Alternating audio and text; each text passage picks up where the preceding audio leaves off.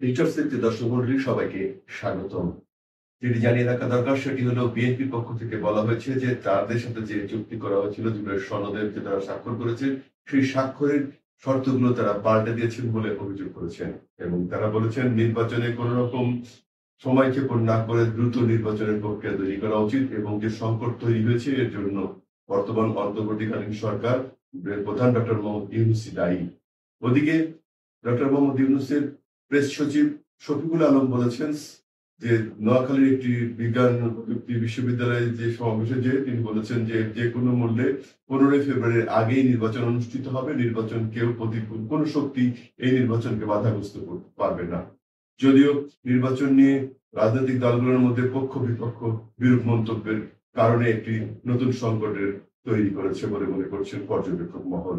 ওদিকে জামায়াতে ইসলামের পক্ষ থেকে বলা হয়েছে বিএনপির ভুলের দেন খেসারত বিএনপিকে দিতে হবে, কারণ তারা যে সনদ জুলাই সনদে স্বাক্ষর করেছেন সেই স্বাক্ষর করা জুলাই সনদ নিয়ে এখন তারা বিরূপ মন্তব্য করতে পারে না।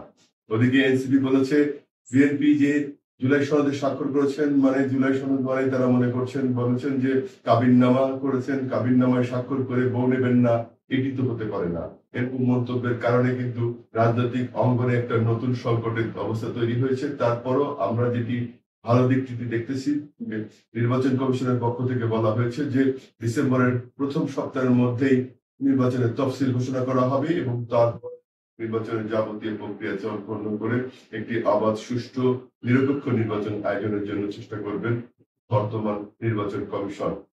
নির্বাচন কমিশন পটুয়াখালীর একটি নির্বাচন বিষয়ক সভায় এই মন্তব্য করেছেন। তিনি নির্বাচন কমিশনার আনোয়ারুল ইসলাম তিনি বলেছেন যে যে কোনো মূল্যেই নির্বাচনকে সুষ্ঠু, অবাধ ও নিরপেক্ষ করবার প্রক্রিয়া তাদের আছে এবং তারা সেরকম চেষ্টাই করছেন এবং নির্বাচনের কোন কোন লোক পক্ষ কিভাবে দায়িত্ব পালন করবেন, কোন নির্বাচনী কর্মকর্তা নিয়োগ করা হবে সে বিষয়গুলো নির্ধারণ করবার জন্য বিভিন্ন জেলা, বিভাগ এবং সিটি কর্পোরেশন গুলো সহ বিভিন্ন ভাবে এলাকা ভিত্তিক সভা সমাবেশের আয়োজনের মাধ্যমে নির্বাচন প্রক্রিয়াকে এগিয়ে নেওয়ার চেষ্টা করা হচ্ছে এবং নির্বাচন সম্পর্কে মানুষকে সচেতন করবার জন্য, নির্বাচন প্রক্রিয়ার সাথে সম্পৃক্ত কর্মকর্তা কর্মচারীদের সচেতন করবার জন্য এই ধরনের সভা সমাবেশের আয়োজন করা হচ্ছে।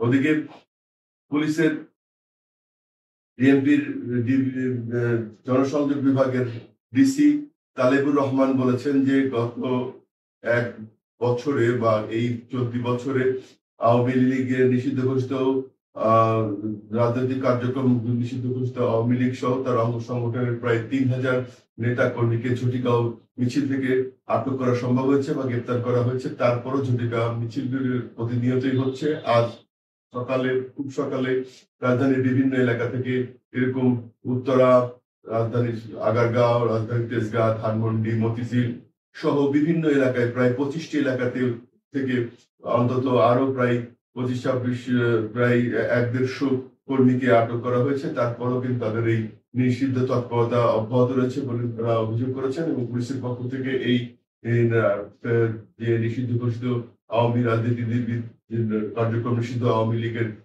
মিছিল, মিটিং বা অন্য তৎপরতা করতে বন্ধ করবার চেষ্টা করছেন বিএনপির পক্ষ থেকে, সেই তথ্যটি জানানো হয়েছে। যদিও তারা যেটি জানিয়েছেন যে কার্যক্রম নিষিদ্ধ হওয়ার পরিপ্রেক্ষিতে যে ধরনের ঝটিকা মিছিল, কম স্থায়ী মিছিল হওয়ার কারণে কিন্তু সবাইকে শনাক্ত করা যাচ্ছে না। তারপরেও তারা চেষ্টা করছেন এই তৎপরতাটাকে প্রতিহত করবার এবং সেভাবেই তারা প্রতিহত করার উদ্যোগ নিয়ে বিভিন্ন জায়গা থেকে আটক অব্যাহত রেখেছেন।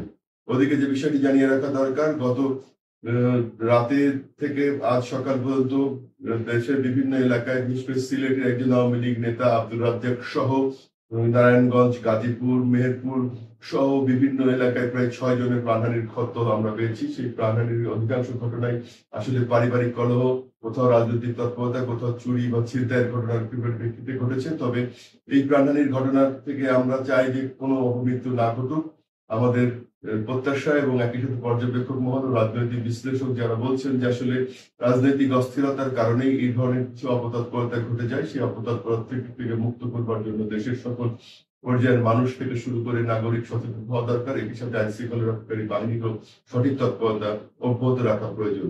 এ বিষয়ে নিশ্চয়ই আইন শৃঙ্খলা রক্ষাকারী বাহিনী তাদের উদ্যোগ অব্যাহত রাখবেন, সেই প্রত্যাশা আমাদের রয়েছে। একই সাথে রাজনৈতিক মহল ও পর্যবেক্ষক মহলের যে প্রত্যাশা সেটি হলো রাজনৈতিক অস্থিরতা বা বিশৃঙ্খলার যে জায়গাটা প্রতিনিয়ত তৈরি হচ্ছে সেই জায়গা থেকে যেন বেরিয়ে এসে রাজনৈতিক দলগুলো তাদের মতের পার্থক্যকে যেন সংঘাত সহিংসতার দিকে এগিয়ে না যায় সে দৃষ্টিকোণ দেওয়া উচিত। ওদিকে যে বিষয়টি জানিয়ে রাখা দরকার, যোগাযোগ খাতে যে ধরনের বড় একটা সাফল্য রয়েছে, মেট্রো রেলের যে সংকট তৈরি হয়েছে, যে মাঝে মধ্যে যে বেয়ারিং এর যে প্যাড খুলে পড়ে যাওয়ার দু বছরে দুবার, বছরে একবার দুবার ঘটছে, এটি আসলে নিরাপত্তাজনিত কারণে কোন কারণে হচ্ছে সে বিষয়টি খতিয়ে দেখে সঠিক প্রতিকারমূলক ব্যবস্থা গ্রহণ করা উচিত, যাতে ভবিষ্যতে এই বেয়ারিং এর প্যাড খুলে পড়ে যেন প্রাণহানি ঘটনা না ঘটে কিংবা অন্য কোনো সংকট যেন তৈরি না হয়, সেই বিষয়গুলো আসলে সঠিকভাবে প্রতিকারমূলক ব্যবস্থা গ্রহণ করেই আসলে দায়িত্ব নিয়ে মাস ডেভেলপমেন্ট মাস ট্রান্সপোর্ট, যেটা আমাদেরকে বলা হচ্ছে এমআরটি, সেই এমআরটির অধীনে যে মেট্রো রেল পরিচালিত হচ্ছে সেই এমআরটি কর্তৃপক্ষ নিশ্চয়ই সেই তৎপরতাগুলো অব্যাহত রাখবেন এবং অবশ্যই প্রতিকারমূলক ব্যবস্থা সঠিকভাবে নেবেন, যাতে ভবিষ্যতে আর এ ধরনের কোনো দুর্ঘটনা না ঘটে, কোনো যাত্রী বা কোনো সাধারণ পথচারী কিংবা কোনো মোটরসাইকেল আরোহীকে বা মোটরসাইকেল চালককে প্রাণহানি